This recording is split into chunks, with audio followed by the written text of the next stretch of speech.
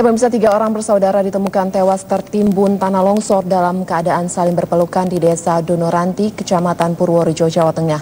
Warga sekitar yang ikut menyaksikan evakuasi 3 bocah ini tak kuat menahan tangis. Beginilah suasana evakuasi 3 bersaudara, Pandu 9 tahun, Siva 8 tahun, dan Destinawati 13 tahun, anak pasangan Musina dan Sutarman, warga Donoranti, Kecamatan Purworejo, Jawa Tengah, yang berlangsung pada Senin siang.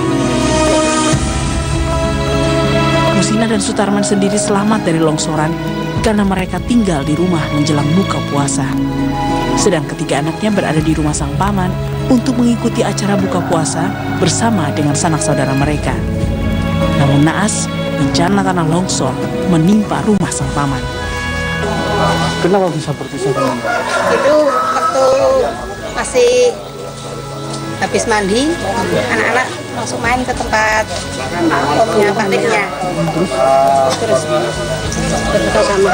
Waktu mau buka, itu SMS kali sama bapaknya mau buka di tempat lek itu.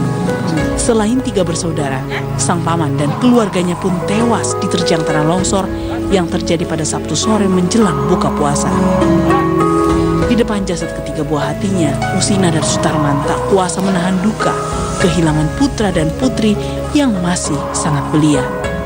Dari Purworejo, Jawa Tengah, Siono Sugondo, Metro TV. Musibah longsor di sejumlah titik di Purworejo, Jawa Tengah selain karena faktor cuaca buruk juga diakibatkan maraknya alih fungsi lahan di lereng perbukitan menjadi pemukiman warga. Terkait hal ini, Gubernur Jawa Tengah Ganjar Pranowo mengungkapkan dirinya masih menunggu hasil penelitian geologi dari UGM dan akan mengutamakan pendekatan humanis untuk merelokasi warga.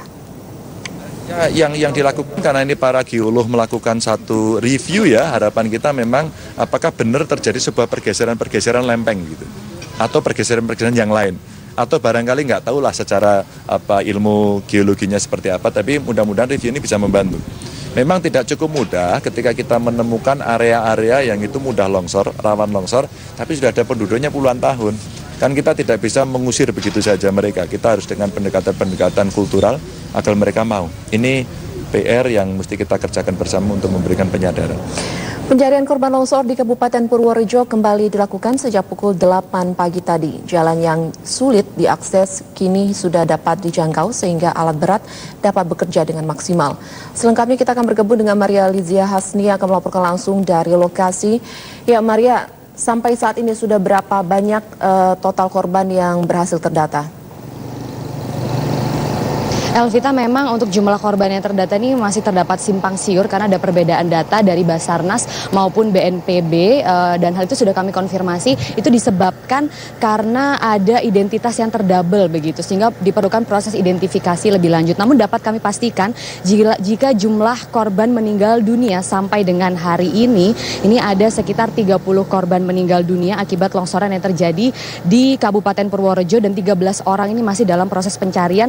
7 orang ini dinyatakan hilang di Desa Karangrejo dan 6 orang hilang ini dinyatakan ada di Desa Donorati dan juga masih ada 1 orang hilang di desa-desa yang lainnya karena memang ada 5 desa Elvita yang terdampak longsor dari 16 titik rawan longsor yang ada di Jawa Tengah ini. Kemarin yang paling parah ada di Desa Karangrejo, Kecamatan Loano, kemudian Desa Jelok, Kecamatan Kaligesing, Desa Donorati, Kecamatan Purworejo yang paling sulit dijangkau namun saat ini sudah bisa diakses dan juga ada Desa Pacekelan, Kecamatan Purworejo dan juga ada Desa Sidomulyo, Kecamatan Pacekelan dan kali ini pencarian difokuskan kepada 2 desa yaitu Karangrejo dan Donorati di mana masih terdampak banyak sekali korban-korban hilang di sana dan saya juga baru saja menghubungi Kepala Basarnas Jawa Tengah dan dari Agus Haryono ini mengatakan bahwa terdapat 2 orang jenazah lagi di Karangrejo dan saat ini masih dalam proses penggalian lebih lanjut begitu Elvita.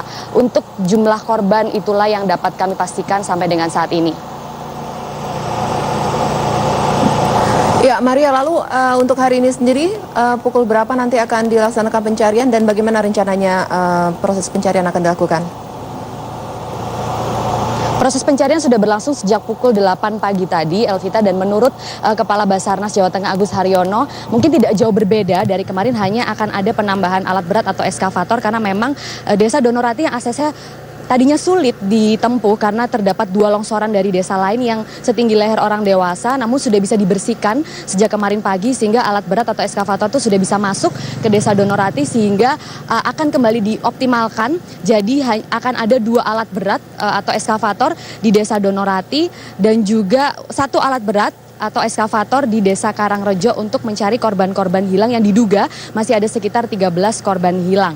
Dan selain itu juga personil dari tim SAR gabungan ini masih akan diturunkan, jumlahnya tidak jauh berbeda dari kemarin, sekitar 250 tim SAR gabungan yang terdiri dari TNI, Polri, BPBD, dan lain sebagainya.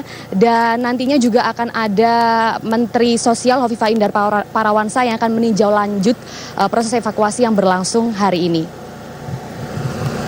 Demikian Elvita. Ya, Maria Lizia Hasni, terima kasih Maria untuk laporannya. Selanjutnya informasi dari dunia olahraga, Wales sukses melibas Rusia dengan skor 3-0. Sesaat